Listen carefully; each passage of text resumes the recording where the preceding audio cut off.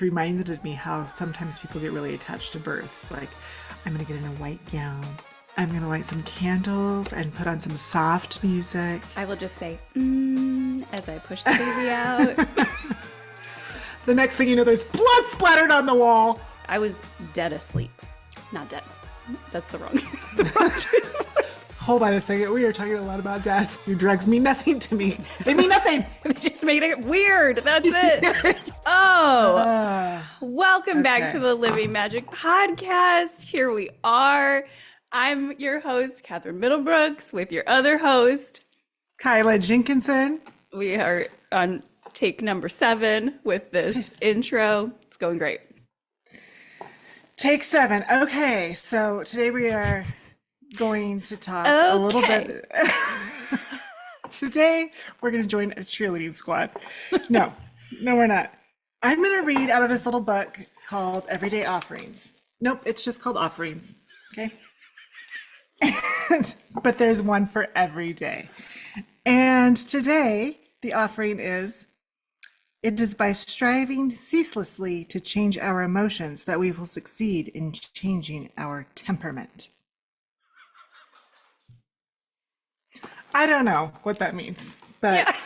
I couldn't even listen. I was trying not to laugh.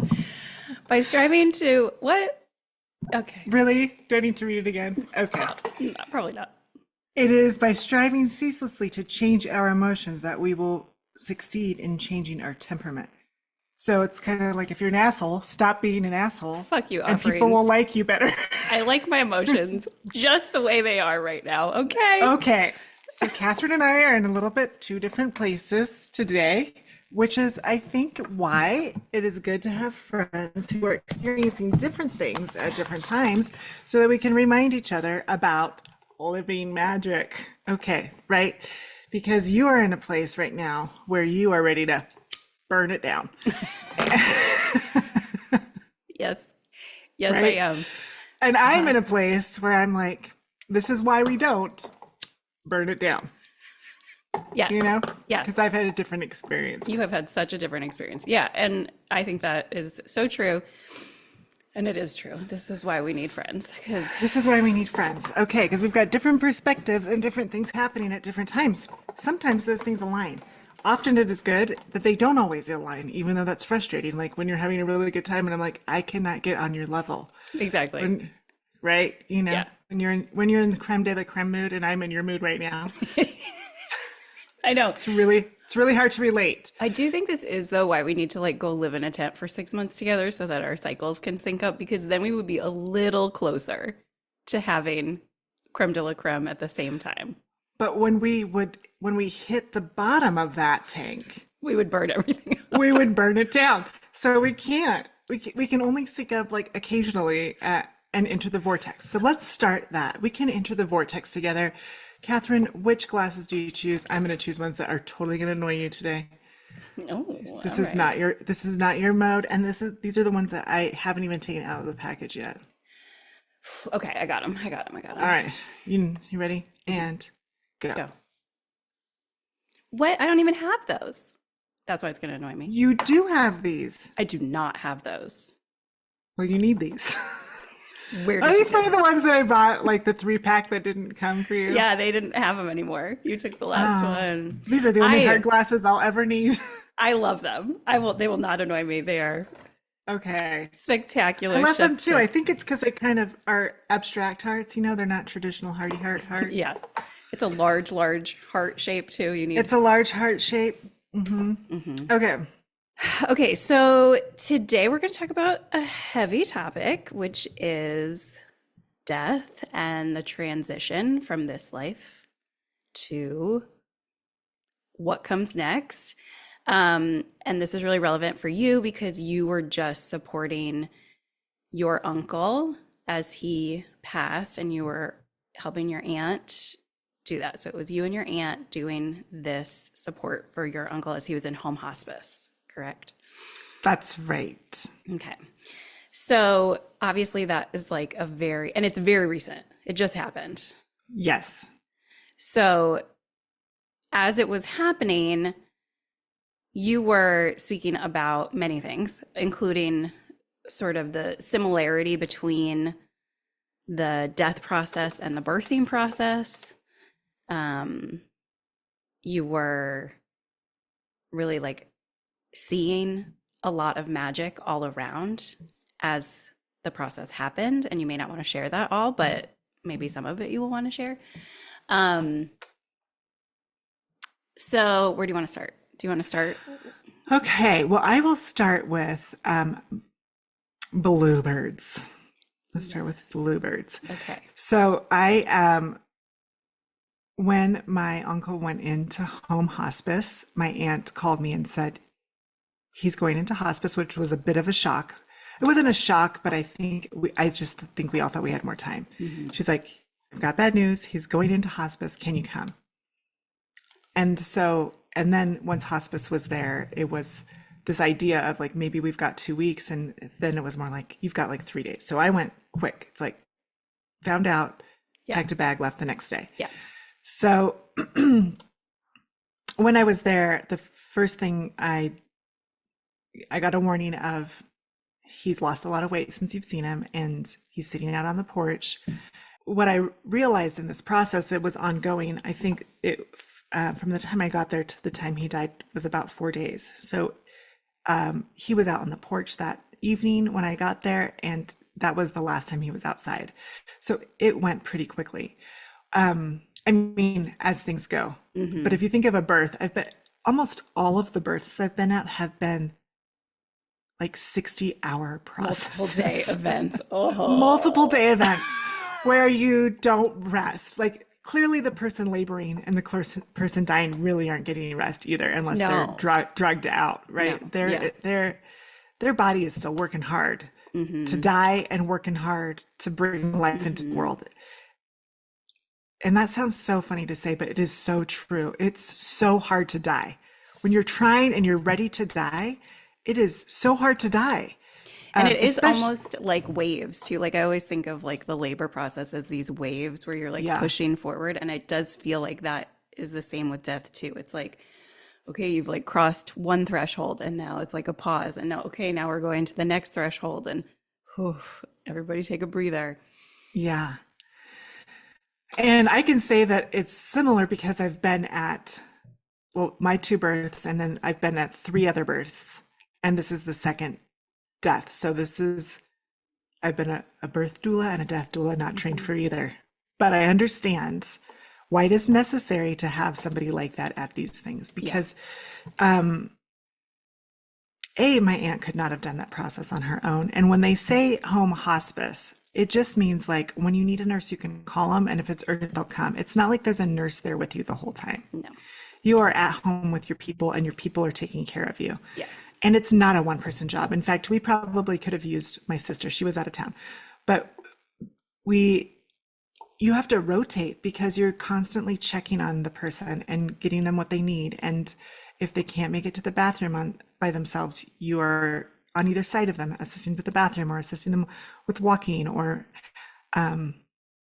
it's kind of, you're in this state where you forget to feed and yourself and pee yourself because you're thinking about what is the next thing this other person needs.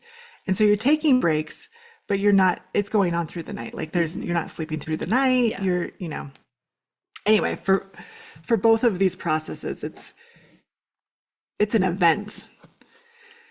And so that night I asked my uncle, because he knew. He was like, he kind of said to me that night, I'm asking them.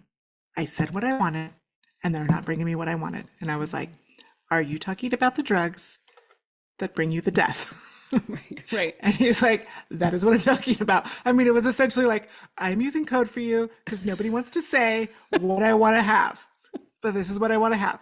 So the first time that the nurse came in, I was like, he's asking for, assistance. And she was like, there's a process that happens, which we didn't know about. You have to involve, of course there is for that. There's a process. And it's like a 2-week process. Yeah. Yeah. Which is good, I think. Yeah. Which is appropriate. And he was like, probably not 100% coherent to hear that. And like, okay, well, whatever. we're doing what we're doing, however we're doing it, I guess. Can't stop So it. The same anyways, thing with labor. It's like you can't stop the you can't process once stop it's it. begun. Like I was like, he's not going to be here in 2 weeks. So we're doing this route. Anyhow, I asked him when we were on the porch that night, I was like, Joe, what are you going to come back as? What do you think you're going to come back as? And he is not a very spiritual person, not to the degree that we are. Okay. Like maybe there is some spirituality in there. We never discussed it in his living life. So I think he was probably rolling his eyes, but trying to not tell me, like, I don't believe in that bullshit, Kyla, which is probably what he would say in his coherent mind. But I don't know. Anyway, I was like, I'll answer for you. We'll just know, right? We'll just know. We'll know when we know Yeah. what you are showing up as or what's showing up to represent you. So anyways, the next day, a friend of theirs who they're really close with showed up to the house, and she was like, you will not believe this. There was this bluebird that just landed on my car, and we just stared at each other for a full minute. And I was like, she was connecting it to like a symbol of Joe. And I was like, oh, we should look up what bluebird energy means. And she was like, yeah. And it's weird because it's weird that this bird just shows up. And the last conversation I had with Joe, and I would like to follow up with her to find out exactly how the conversation went, but he essentially said to her, you know, Sheila, it's just feathers to feathers. That's what it is, feathers to feathers. And she was like, I thought that was a strange thing to say, but it made sense. Right. But then this bluebird like lands on my car. So we look up bluebird energy in under like Native American symbolism. And one of the symbols is the ability to move from the earth to the sky, earth and sky, like the earth and spiritual realm, kind of sort of is one of the symbolisms. And I was like, well, that's the one we're going to stick with for now. That seems in pretty much alignment. So he had, you know, those transitions are seriously rough. And even though we did get some medication that took the pain away and allowed him to like sleep, and he was wakeable, people would come in and he would kind of wake up to talk to them and then drift off again. And at one point, I think I called you, or maybe we were just texting, and I was like, I think it was a call. And I was like, I tried to do some energy work on him, just putting my hands on him and just trying to help him move some energy. The Qigong work that you do, that you've showed me, but I was like, I don't really know what I'm doing. And your advice to me was just go to his feet and ask the angels to use you as a conduit and if they'll just energetically move some stuff. You all do it. Like that is, yes, give it over to those that know better. Yeah. And say, you give him what he needs through me. Let it flow. Yeah. And I loved that. And you told me to go to his feet, but why was that?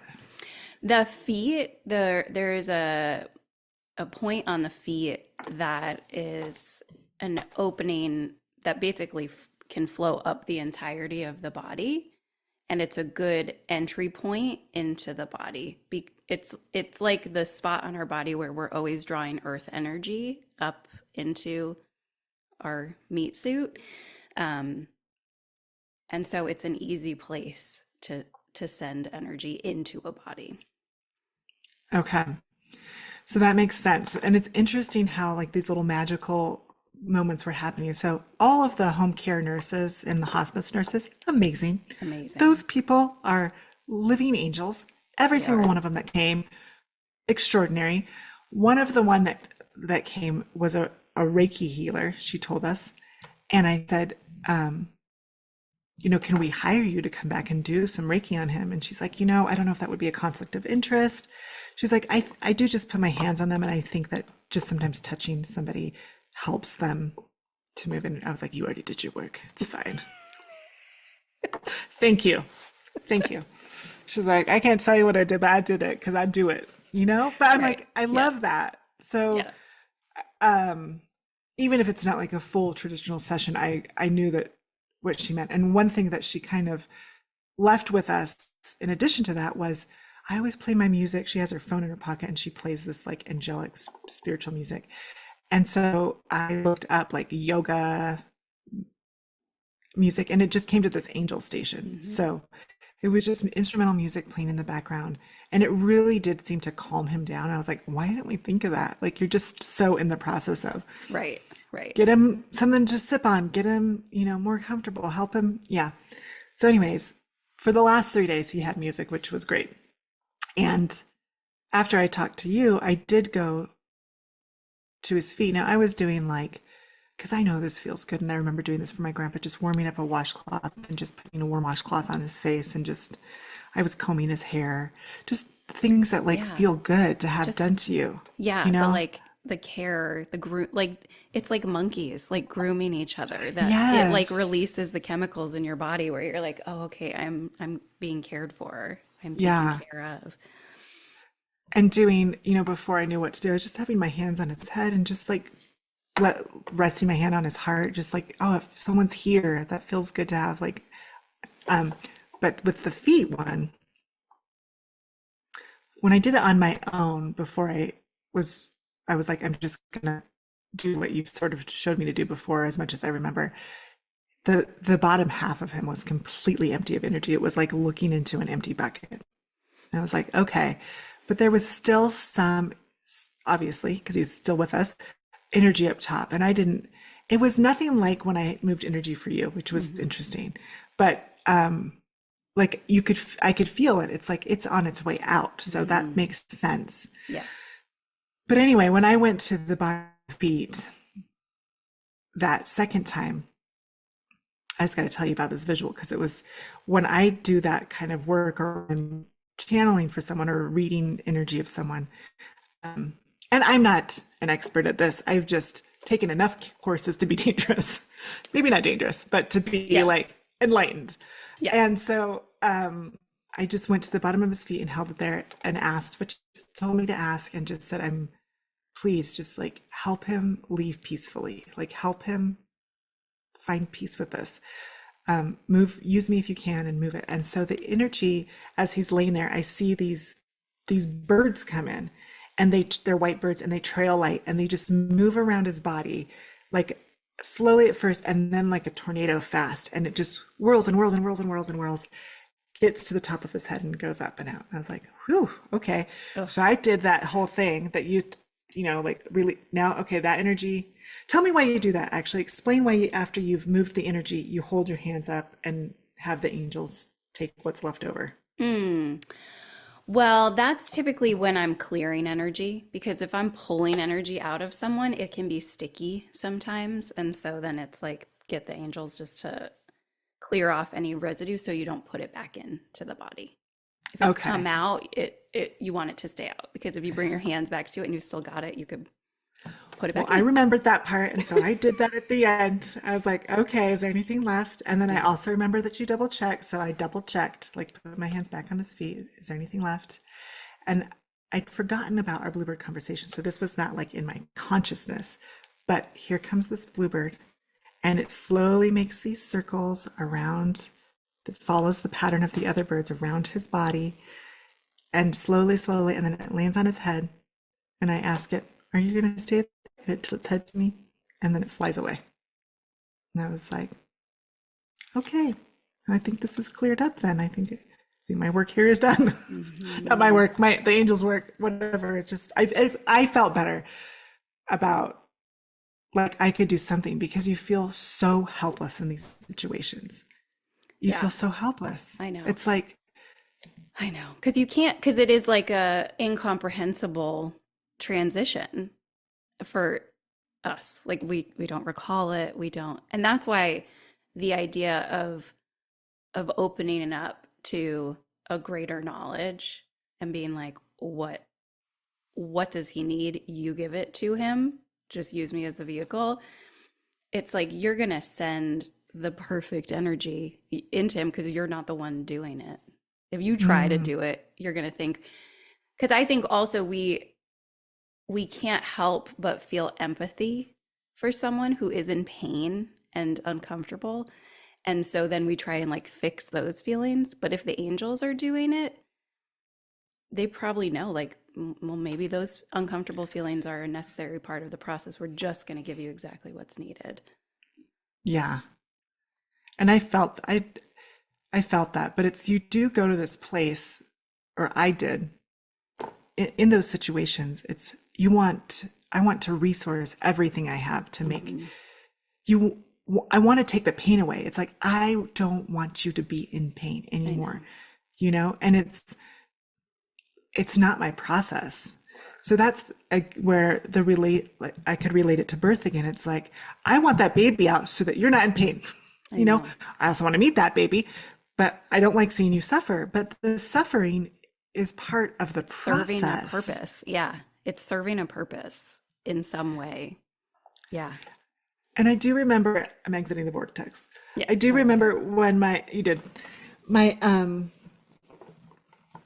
midwife had said this, and maybe it was one of the first deaths. I don't know how many deaths she'd been to, but she was like, it's not the same. Being at a birth and being at a death is not the same thing. And I think that she meant that because, and she's been at thousands of births, obviously, but there is a different a reward at the end. It Yes. feels different. So the reward is so lathered in grief. The reward is that for us on this side is this person is no longer in pain, but then you're just like encompassed with grief. Is that the right word? Encompassed? Yeah. Enveloped, maybe. Enveloped. Yeah. That's better. Yeah. Enveloped. You're just enveloped in grief. And that's not the same. Like the tears that you're shedding when a birth happens are different than the tears you're shedding when you're grieving. But all of those processes are the same. Like the same. We're so close, and we're so close to the veil. The veil is just so close on either side. So when you're in this, I tried to really be present. Like the entities, our ancestors are called in. Yeah. They are in here. And what we can do, and I'm so grateful that we can do this. I didn't choose to do pain meds at my birth, but I am really grateful that they're at the end. I will choose them for the end but I do wonder, what happens, because it sends you into a little bit, because they're stronger pain meds. So like with the, what do you call it? Morphine. He was having hallucinations. Like he doesn't do well on pain meds. I didn't want him to be in pain. I don't think it would have been an awful suffering to be in pain for him.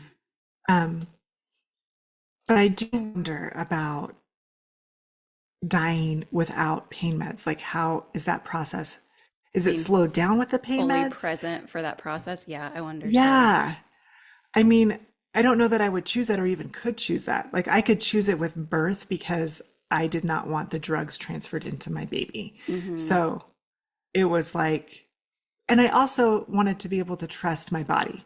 I want to trust that I'm feeling this pain for a reason. This is a push pain, and also I had the support, which is why you have a team there to say you can ride through this. Right.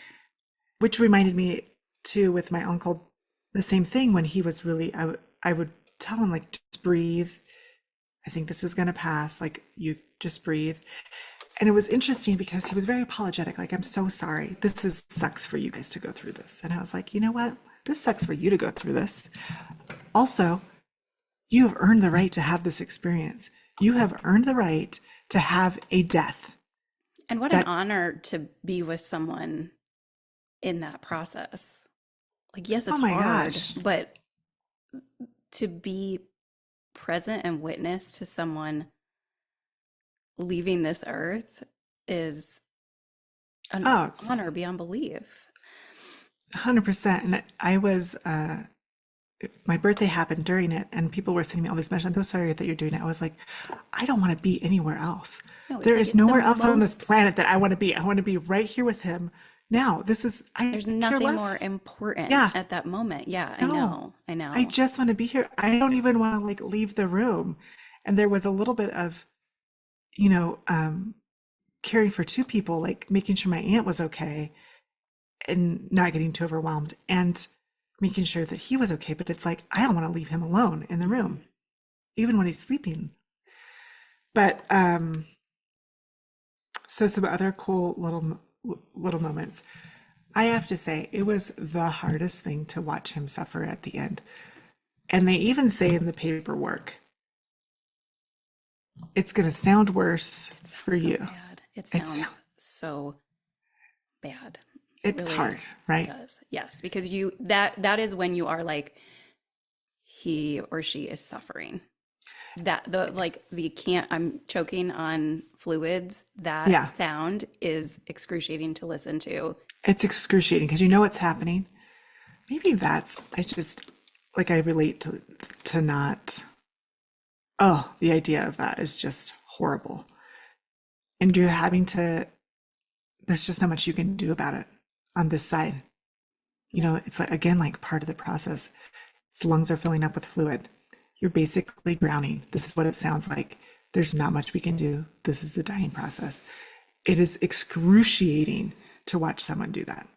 It really is. But then I know, but it's just, you're warned. I don't That know. There's no avoiding it. You know what I'm saying? Like there's no no. avoiding it. I think that is the hardest part. I mean, not the hardest part, but that is one of the hardest parts just because you do know the pain of your meat soup. You know Oh, that that feeling of not being able to breathe fully is terrifying. And I think that's the part. It's not just like, oh, it's uncomfortable, it's also scary to a it's so human. Like scary. you have It's so, nightmare. Like those are my nightmares where I'm like underwater and I can't breathe. Like, yeah. So it brings all of that to the surface. which is again interesting because we like come in this In water water. world. I know. It is interesting. It really is Like interesting. that parallel of, and then we're like filling up with water as we're leaving. Yeah. You like pop the Ugh. sack to come out. And And you're then like, you now I'm fill up. breathing air and now I'm going back to the water. Because the water, oh, I'm getting chills. Yeah.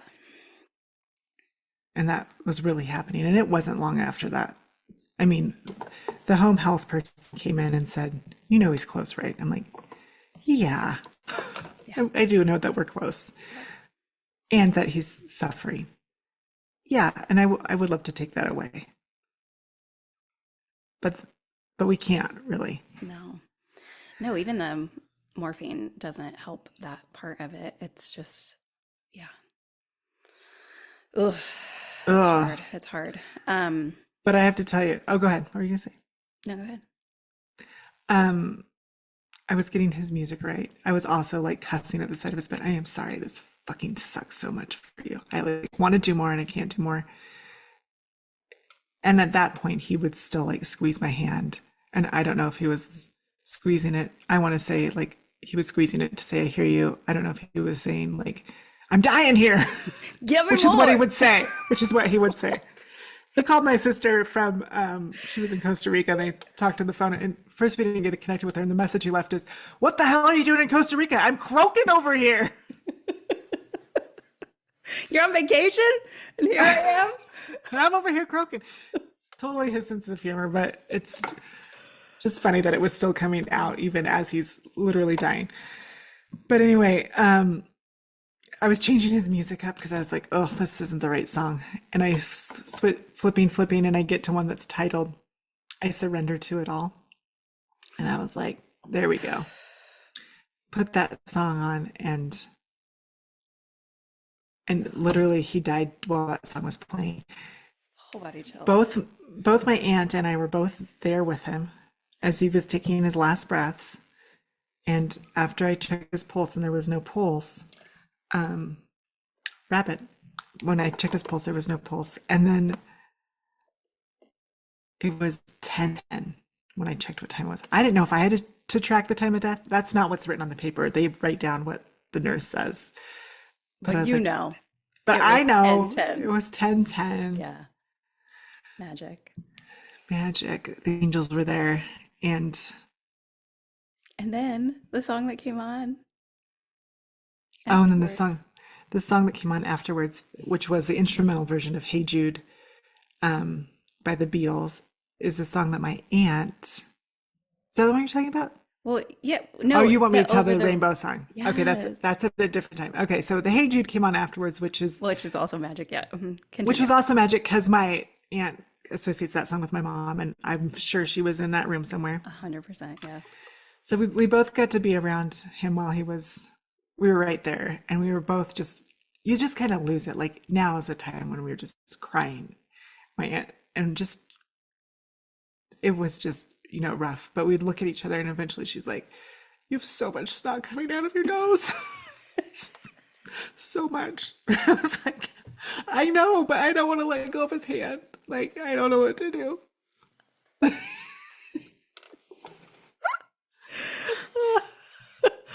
So it's just like funny little things like that are just Uh, funny. Anyway, so he made a statement that he wanted to live till his birthday. He didn't quite make it. He died on the night of the 24th, and his birthday was on the 27th. But for his birthday, I made blueberry pancakes, which he loved, for breakfast, and bacon, and we made a little stack of them and put a candle in them. And then my aunt made a wish, and she wished it out loud, which was, "I wish you were here with me." And in my head, I said, "He is, like, he is here." And then right at that moment, the song that was playing in the background was the Hawaiian version of "Somewhere Over the Rainbow," and there's that line in there that says, "Somewhere over the rainbow where bluebirds fly," and that, she said that, and then that line came up. I was like, "Where bluebirds fly?" Did you hear that in that line? So I'm like trying to connect the dots. Then later that night, I don't know if I told you this part, we were doing a toast to him, and I have to tell you this, I think, but I'm looking out the window. There's like a foot of space for me to see out, just like the branch, the trunk of this tree. And there's a little piece of the tree that comes over the trunk, and there's a little bird on there. And I was like, "Hey, Deb, I wonder if that's a bluebird." And she goes to the window to get a closer look, and it flies away, and it's blue wings flying away as we're doing the toast for his birthday. And I was like, "Oh my God, it's just so obvious." he's It's, like, "What are you saying about me?" Like, yeah, I am here for the toast. I'd I like a am sip here for my of that birthday. cocktail, Yeah. please. Yeah. And meanwhile, in Costa Rica, where my sister is, she's also seeing bluebirds of a tropical version. So I wasn't going to tell her all these stories because like, it's irrelevant. I'll tell her later. But I decided to tell her about the foot moving the energy. And she's like, "Oh my God, I have been seeing these white birds that I thought were Joe communicating with me. And then bluebirds today." And I asked Lou, "What kind of bird do you think that is?" He's like, "Duh, it's a bluebird." And she was like, "Okay." And so then they flew home, and she sends me this picture on their way home, which I think was on his birthday, actually. And she was like, "I shit you not, the person next to me is asleep, and their arm tattoo is exposed, and it's a giant bluebird." Oh my God. I know. Oh, So that was I all love the it. blueberry encounters. I know.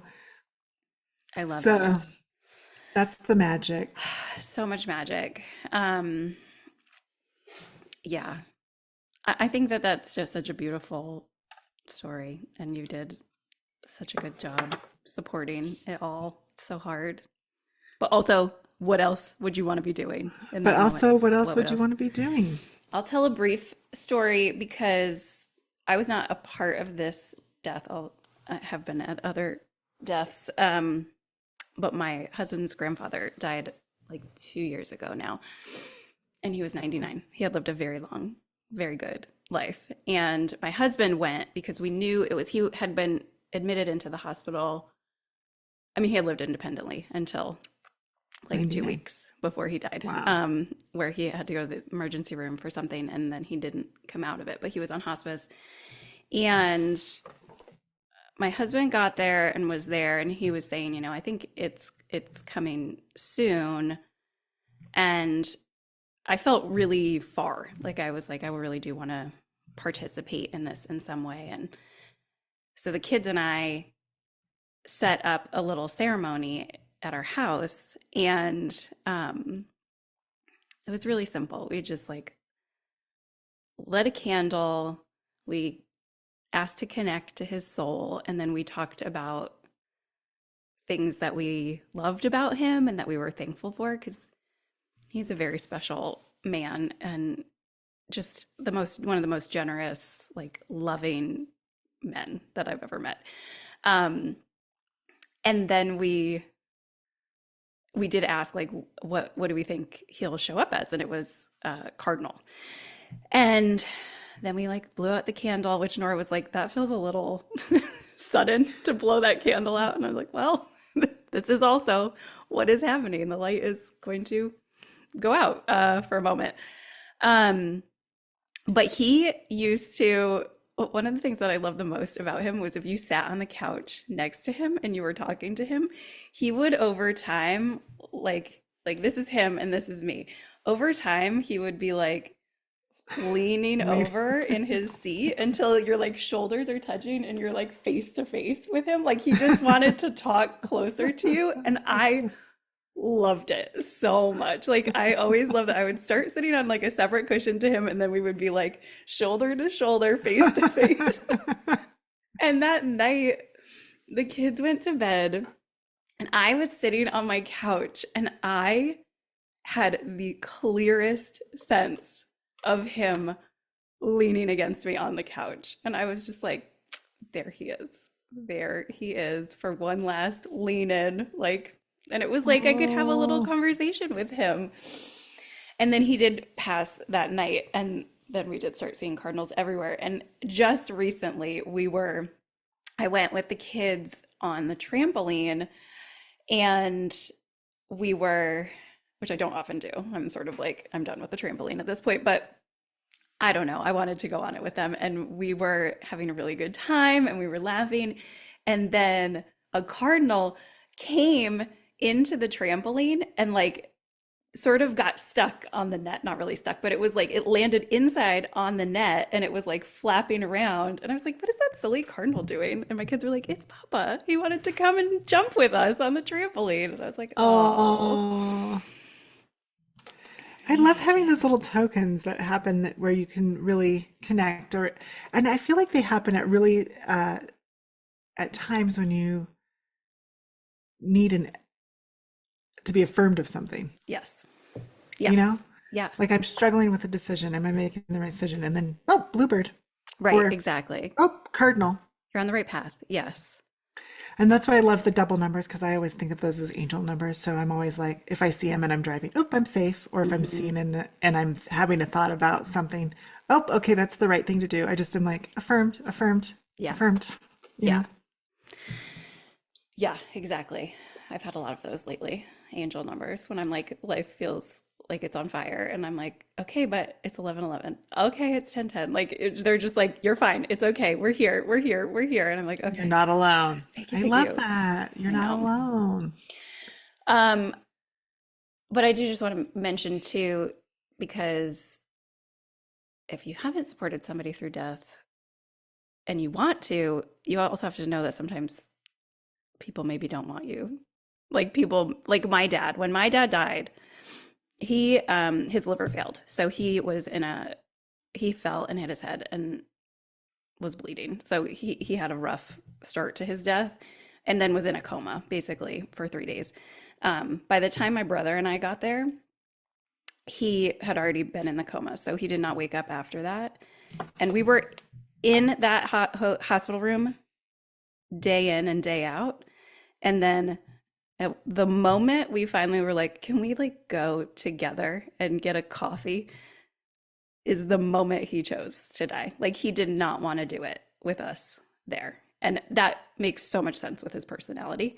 Like he was not going to do that. He was not going to want support in that process. And I think that that's the other part. Like birth, everybody needs different things in that process. And as someone supporting it, you can't come in and think, I know what will help, because you don't.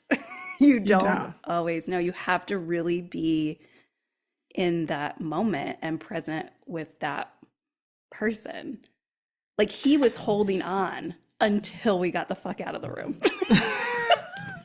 He's like, can you just peace out for a Can while? you leave me alone, Yeah, please? get some coffee. Go get some coffee. Great idea. That's so interesting because I feel like that was happening. I think I didn't have this for my uncle. I just was like, I don't know what to expect here. But I think my aunt wanted it to had this idea of how it was going to go, which reminded me how sometimes people get really attached to births. Like, I'm going to get in a white gown. Exactly. I'm going to light some candles and put on some soft music. I will just say, as I push the baby out. The next thing you know, there's blood splattered on the wall. Like, Poop all no down your clothes. leg. Yeah. There's no clothes on. You're Got screaming completely animalistic. primal screams. Yeah. Exactly. You don't That's how know. birth. You don't know. Maybe some people have those births. I have never witnessed a birth like that. Um, but I think my aunt was also kind of her vision was she didn't. We didn't have a hospital bed come in. They suggested putting a hospital in. She didn't want one in because she wanted to lay next to him while he was dying. She wanted to be able to hold him while he was dying and be in bed with him. I feel like how it happened was as close as it was going to get, you know. But I don't think she like looked at or anticipated the parts where we got called bad names. Right. Yeah. Totally. Totally in my uncle's form. I kind of want to say it, but he was like we were just fighting him because we could not. Because he's He just still who couldn't. he is. Like, He's still who he is, and he was. yes. I think it was his last battle cry. Like, am I sure it's time to go? So it was like for 5 hours, like, get me up, get me out of here. And we're like, you actually can't walk on your walker right now because you have snap sleeps. As soon as you get on it, you fall asleep, and we are not going to be able to lift your body off the floor if you fall down. So like having that conversation over and over for 5 hours, and my aunt was like. I had to be like, let's just remember, like, if we are in this place someday, how we want to be treated. She was like, I know, I'm sorry, I know. And she did. also, it's so hard. But it's so hard because and it's your spouse, right? So you're like, you will stop behaving like this. This is Dude. insane. Get it together. Get it together and die peacefully next to me in bed. Right now. Come on. That is what we want. That's what I want for your death. Please. Come on. So we're just fighting him, and he's like, take my hand, pull me up, pull me up. And obviously he's like also having other delusions. She's like, it sounds like he's on a sailboat because he did boating, where you like yell back like pull, you know, like she's like he's in between, like this is a ship, but also for real, I need you to pull me up, but also am I talking to God? Like pull me out of this body? Like what conversation am I having? I'm having a multi-dimensional conversation right now, and it's not making sense, but it's making sense, but it's not making sense. You are. I mean, I think that is the thing. It is like there's so many dimensions that are present in that moment, and the veil is not there. The veil is gone. Yeah. One of my best friend's mothers passed away from cancer, and she had home hospice, and I was there to help. I was not in the room when she died, but I was asleep. It happened at night. It actually happened really early in the morning. And what I will never forget is that moment that she died. I was dead asleep. Not dead. That's the wrong choice. Hold on a second. We are talking a lot about death. I was asleep. I was very deeply asleep. And I was shocked awake because there was this palpable feeling of a vacuum of energy leaving. Like it was like that's what it felt like. And I woke up and I felt it. And then I heard my friend begin to cry because she had just passed. Like, and it was like, oh, her energy just flew up and got reintegrated. Like it was such a wild, and then she came in and she was like, she's gone. I'm like, I know, I know. And that to me, I was like, oh my God, like we do not know what is going on at all in this world. No, and I really tried to be with that. Like you're having two different experiences. Like you're in and out of a dream. You're very on this other veil. You're probably like dipping your toes in on the other side, you know, and still coming back here and trying to have like one last hurrah to make sure that this isn't where you're supposed to be. Mm-hmm. And yeah, it's just so interesting how that all happens. And after he passed, what was really beautiful is my aunt is very much like, let's get what's next. Cross it off the list. Yep. Mm-hmm. We got shit to do. And I was like, let's just stay with him. We don't have to rush this part. And I can't remember where I'd heard that. It takes a minute for the spirit to transition, but I believe that. Like Of course it's like, it does. let's not rush. Let's just like give ourselves as much time with him as we want. And I don't know, maybe we were there for like an hour or something. We just took the time and I said to her, think of how many ancestors are in the room with us right now. Like we are like surrounded by all of these people all these spirits that are here in support, like, but they're right here right now. And we're all in here together. Mm-hmm. And he And I is was like, too. and he is too, like, we're all here And together. now he's on the And other side. He was I with know. you, and now he's over He there. left us. He's in a totally different version, and now he gets to come back as bluebirds, like dip in as bluebirds and say hello and other things. Oh, it's So beautiful. It's really, really beautiful. It's not it was easy. really beautiful, but not easy. Yeah, there are some things that you're like, I think it's good to talk about it actually, because you process through some of the more traumatic. There's a bluebird right outside my window Oh, right now. of course there Of is. course there is. It's like you're talking about Yep. me on a Yep. podcast. Come on. Yep. Dipping in and out. I'm gonna dip in here and now I'm gone. In and out. No, I do think I think that it is something that everyone needs to talk about more because it's going to happen to all of us, and it's so easy to pretend that it won't. I think also thinking about it, and this is, you have said since you came back, being that close to death also makes you be like, what do I need to get clear in my body, and in like what am I Yes. doing? And when my dad passed away, I was young. I was like 22. And from that moment on, I was like, this is not guaranteed. And it is just like being that close to it and seeing how quickly you can go from a soul in a body to a meat bag of a body. Like it is like, oh, right. What am I going to do with the time that I have left? Right.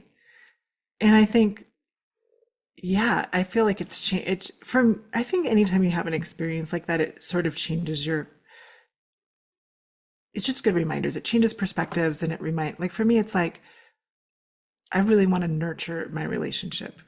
My aunt said, I have no regrets. I have no regrets how that relationship went. And I told you this too she said, he just made me feel so safe. And he was just like a guy's guy, you know? Like, I'm going to do the thing that needs to be done before you ask me to do it. Right.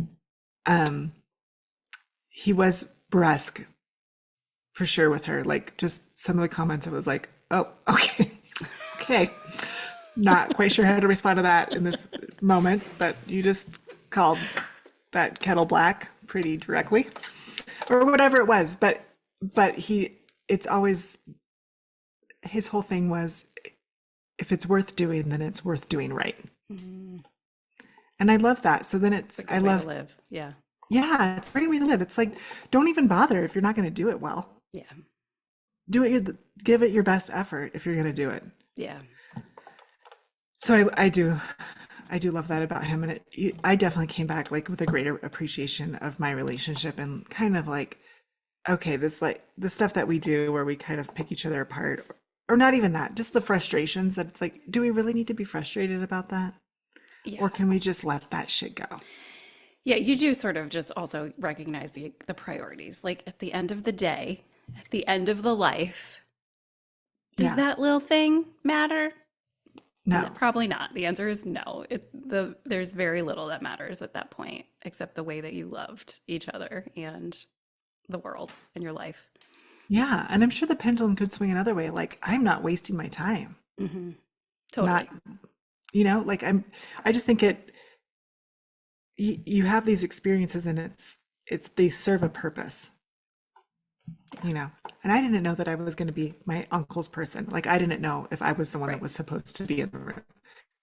You were. But what did end up happening is I got to see this side of him I really haven't. I saw glimpses of, because he does like these secret things where he's like, I see you, I'm watching you, and I know what you need right now, and I'm going to do it silently without you asking, so that you do feel seen. That stuff happened all through growing up around him, but I really saw, like, I think I told my dad, I fell in love with him. Like I fell in love with this part of this person, that the softer side of him that I didn't even know. The stash of funny greeting cards that he has, like 75 greeting cards in his office drawer, just for when he's ready to send them. To make 'em Birthday laugh. cards, whatever cards. Just like, here they are. Yeah, I know. Just like little things, like I didn't know that.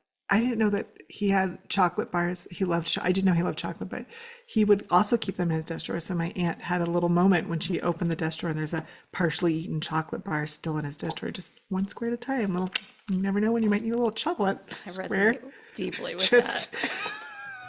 lower your expectation, but raise your vibration. Just With pull that out a little chocolate. square of chocolate. You'll be Yeah. fine. No, I think it's so true. It's like we are gifted these moments in life in a way, like, yes, you supported him, but your whole priority, like all your perspective gets shifted as a result of it. And that is a true gift, always. And it's surreal. I feel like even when the coroner, is that what they're called when they come to get the The body? coroner. Mm-hmm. The coroner. Mm-hmm. That I was like, you are seriously Morticia Adams' living brother. Like, welcome into our home. You're dressed very appropriately in your black tuxedo and slicked back, greasy black hair. Like, just, My grandfather, his family owned a funeral home. And so he oh, like grew up, like their house was the funeral home. And he hated death so much. Like he like inherited that business and he was like, I cannot. And no. so then he opened an insurance agency and a travel agency and he like went and traveled the world instead. But it's so funny Like, because get me out of here. There are way too many energies in this. he hated it. It was like so morbid to him. And so funny because and he was like the biggest lover of life. Like he just lived big always. But when he just died in his sleep peacefully. Like he didn't have any sort of rough, nothing. Like, nope, nope. That's it. I'm done now. Here I go. I just really want that for myself. God, same. And for like everybody, I want that for everybody. It's just not the case a lot of the time. It's just like you really want that smooth birth, but sometimes you're not going to get that smooth birth. Sometimes you're going to get what you require a need. reparative surgery. Just sometimes. Yeah. I will say, my family in general, I'm trying to think all of my family. My mom's side of the family, particularly, tends to just go fast, like heart attacks, strokes, those sorts of things. So it's not like a long drawn out thing. You're just like, now I'm done. And I'm like, that's not the worst way, I think. It may not be comfortable in the moment, but also it's fast. Fast. Yeah, I think when the home hospice first nurse came to and met my uncle, and his commentary, I'm sure, was, I don't even know, but she just said something to my aunt like, it's going to be a little harder for him to let go. Because of his personality. Yep. Yeah. Yeah. Like he doesn't feel done. Like he's done feeling this way, but I don't think He's got a lot of fight in him still. he's got a lot of fight in him, and he Yeah. really liked this life that he built. So it's going to be Yeah. harder for him to Yeah. peace out. I remember when my dad was dying, he was also on hospice and he was an alcoholic. So like morphine, he needed more. He did not have enough. He Up clearly that channel, up it up. had some tolerance built up.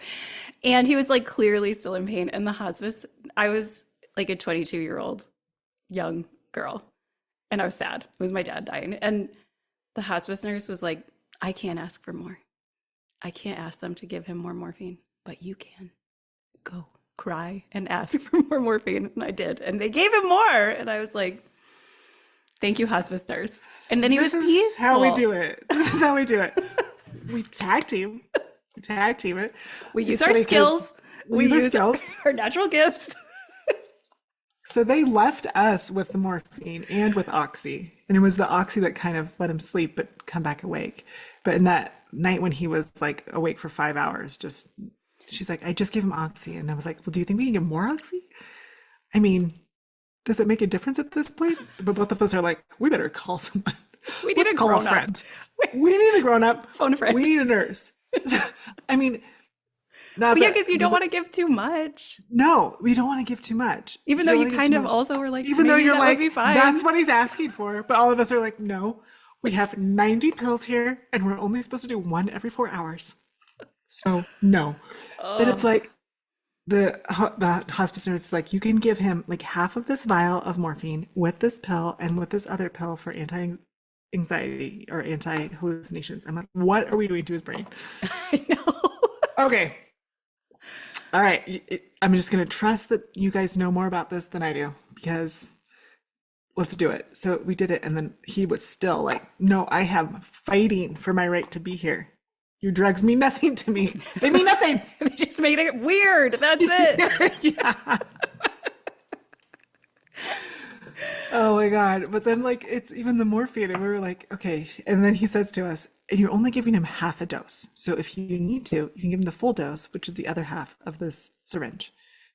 I mean, we had and we're like, I don't know. It's hard. I don't even know. Even like when he like can't swallow, I was like, I don't know. Like I'm going to suction. I think I suctioned it out. I put it in, but I think should we give him more? You know, I mean, we're like 5 minutes away from his death. You're, And I'm like, I don't know. I'm doing too much. I have done too much. It and putting it back in and suctioning it out. It's like, this is really not my day job. Somebody else's day job is not mine. Oh, I know. It is wild that you can just be left to that. Like, who? I know. And my aunt, it's on the phone. I better call him. I don't feel good. Why?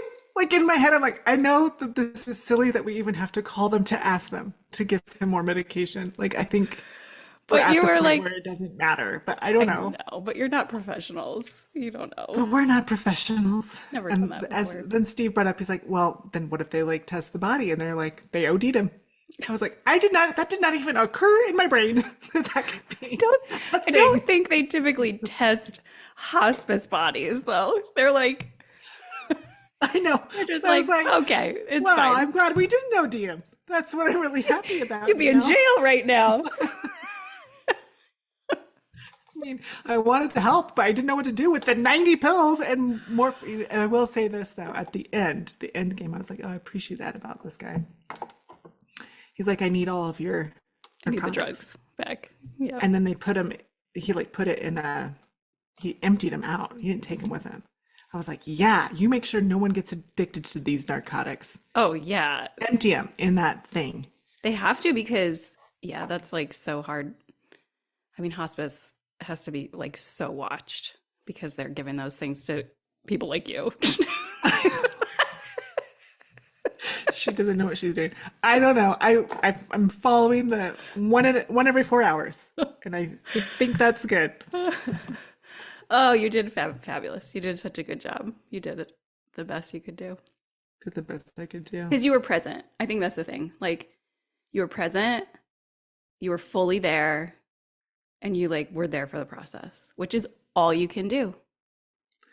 And I'm really glad he wanted us to be there at the end. Like, we so easily could have been doing something else in the house, you know. Mm-hmm. My aunt was taking out the trash right before it happened. Like like it's just like you're doing the stupid things of life. Yes. Yeah. I hope I have a death like as good as that. I want a good death. Me too. I really do. I would like the angels to listen to me when I say that. I want a good death. And I will say, well, I do talk about my mountain lion death often. You want But to die by mountain lion? You're still okay with that. I'm still okay with being eaten by a mountain lion. That is not what I consider a good death, but okay. I mean, I think it would be quick. Hopefully the mountain. If angels, that's the way I'm supposed to do it this time. Mountain lion by my mountain lion. Can we make it a quick one? I don't really want to be dragged around by the mountain lion. That's my ask.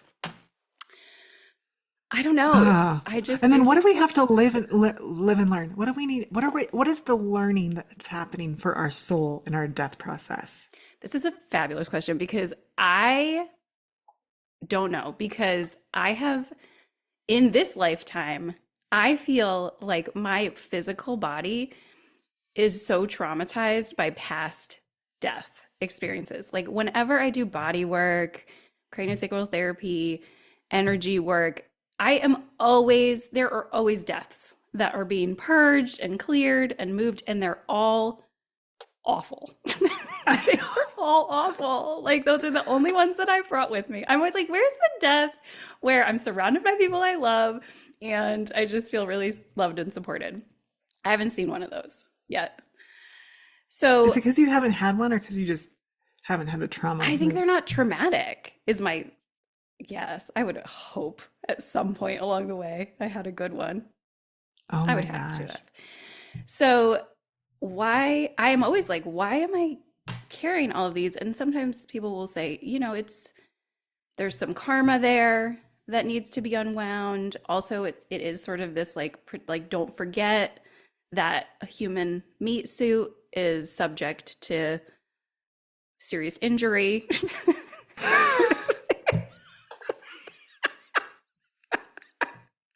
To gunshots, swords, fences, things like You that. can really go down in so many ways. Horror accident. Exactly. But that is sort of like, but then you hear like Buddhist sort of teachings, and I feel like, I don't know if it's Buddhist actually, but these spiritual teachings that talk about if you can die clearly, it's like it supercharges your transition and your return. Like it is absolutely a growth and learning process. If you can die clearly, like asleep in your bed, Like, yeah, without trauma. a lot of suffering, I think. Without a lot of like, I don't know if that means like without drugs. Obviously, I think you should take drugs if you want drugs when you die. I don't have anything against that. But there is a part of me that is like, I think that's why I go to the mountain lion death, because there's a part of me that is like, I do, just like I wanted to have birth without medicine and be fully present for that. I sort of do want to be fully present for that transition. And then I'm like, especially if it's not a violent one, but then I'm like, but a mountain lion is a pretty violent Mountain one. lion. It's gonna be like. Are you serious? Because it's gonna when be like a tooth to your jugular, and you're just gonna bleed out if you're lucky. Otherwise, you're just gonna bleed out from somewhere else longer, like while it eats you. But I'll It's be just in the beautiful no. mountains and it will be lovely. I think there's so many other ways to die in the beautiful mountains. Like you ate a mushroom and it was poison. No, I always pick the bad ones. When I talk about with Paul, I've always been like, well, we'll just get older and we will, is that on my head? I was like, when we get older and we don't want to be a burden on anybody, we just drive off a cliff. And he's like, what? Why would you pick that one? That is like the most awful. It might not work. You might just be terribly injured. And I'm like, I don't know. That's where I go. Thelma and Louise, Catherine and Paul. And Louise, yeah. Yeah. So I don't know what the lesson is. I haven't gotten there yet. I know. And I think they also in the pamphlet that they give you from Home Hospice about death, they say it's very rarely like it is in the movies. It's very rarely like, I'm going to speak last words of wisdom to you. And then you. I love you forever. Hey, maybe you should just stay on that trip that you're on. No. You can't stop being a mom even when you're dying. I can so relate to that. Like where you're like, but wait, don't do that or do that. I don't. Those were good words of wisdom. And like, you don't have to come home right now. I can probably live until you get back. I'm on my way home, I don't want Mom. you to miss your vacation. Come No, on. I'll hang out for a little while longer. Oh my Don't stop having fun on my account. Oh, God. Okay. Well, that's spectacular. So, do you want to share any magic? I just shared a whole shit ton You of shared magic. so much magic. We both did share some magic. I do have more though, Go for it. oddly. You gave me Oddly, this, I mean, I just feel like there is a lot. you're a magical being. There's I'm a always magic. magical radiant soul. But I feel like there's all, no buts. There's no, what happened was is you gave me a birthday present that arrived in the mail, I think while I was gone. I didn't see it until a few days ago. But anyway, I opened it and it's all of this juicy, charged, yummy smelling. It's a magic Magic. box. Magic box. I don't know what else to call it. It's a box of magic. Yeah. And there's she sent whoever this magical Yeah, it was person on was, Etsy. It was someone I found on Etsy Etsy. magical person. Maybe we should interview her and be like, look, We we got the love. box. We want to know more about how all this works in the box. Uh-huh. But what I did last night was my little broom. It came with a little broom and it has this little cinnamon stick and a flower attached to it. And you can sweep out the old energy. And she's supercharged the broom. You put it by your door and then she's generating only good energy. Great. Love that. Love that for me. Love that for anybody. And then but then we did the brew. There's a little brew. And you stir in your intentions and stir in your desires and then let it brew. And that thing, I was like, I need to learn how to read tea leaves. Like some shit is going down this pot right now. I was taking videos for you. I was like, I have never seen Rosemary dance like this. Like I have done brewing pots many a times and never ever have I seen it like It was at one dancing. point it was like three different piles and the three of us, Steve and Asher and I all stirred and there was three different piles of amazing. rosemary dancing That is with on amazing. top. I mean, yeah. Like I was like, it's like dancing our desires into reality. That's what was happening. That's what you texted me. That's I how was it like, felt. you were sending me these texts, and I was like, okay, she's doing this spell pot thing. She is under a spell right now. Like the text that you were sending me, I was like, she is in a different state. And then you're like, you should do magic tomorrow morning too. It'll be good for you. And I was like, we are not in the same place right now. Instead, what did you watch? Drag queens laughing about stupid stuff. I told you, magic. That was magic. Yeah. I love that. I'm so glad. It looked so good. And then when you got it, I'm glad that it was as good as it looked because it It looked came with that little powerful. spoon, that little it comes with a magic stir spoon with a Dragonfly. little dragonfly at the end. I That know, was and I hold it and I'm just like, this is so fun to stir shit with this. that was the part where I was like, I have to get that spoon. I was like, I don't know about the other stuff, but that spoon, she needs it. She needs wants that that spoon. Okay, so my magic, as we started saying this, it's been a rough week for me. And honestly, I have felt really down, like down in a way that I don't normally feel. And the magic that I am appreciating is the magic of friendship and you in particular, because yesterday I felt pretty low. And then we had that very brief phone call in the afternoon, and I don't even remember what we were saying, but I was laughing so hard that I was crying. And we got off the phone, and I felt so much lighter and better. And I was like, this is the magic of friends, of like a friend who will be there for you in whatever state you're in. And you can laugh about the craziness, and it can just like transcend and take you to a different state of being. And I was so thankful for it. That was a really that's funny phone call. fucking magic. I know. I too was having a good time on that phone call. I know. It was really funny, and I don't know why. I think we just both needed to laugh. We did. We talked the about best medicine. the shit shift, the shit shift, Shifting the shitty shit. the shit shift. Yeah, we have to shift the Shift. We were shitty- saying that like everybody in the world right now is going through these really massive changes, and they're shit shifts. Like Yes. shifty shit is shifting. shit shifts. Shifty shit shifts. that need to shift Yeah. ASAP. And almost everyone I know is experiencing some sort of a shitty shift. Shifty shit shift. Yeah. At the Right? seashore. At the seashore. Okay. So that was mine. And I was really grateful for you in particular. Oh, well, I love Our you. And I'm really magic, grateful for you your too. magic was from me, and my magic was from you. Yes. Yay. Yay. Yay. Yay. Okay. So right. now what everybody needs to do, because you've got one life to live, who knows when it will end? You know what you need to do? Hitch your wagon to a rainbow. Put your effing wagon to an effing rainbow. And climb that rainbow. Okay. I love you. I love you too.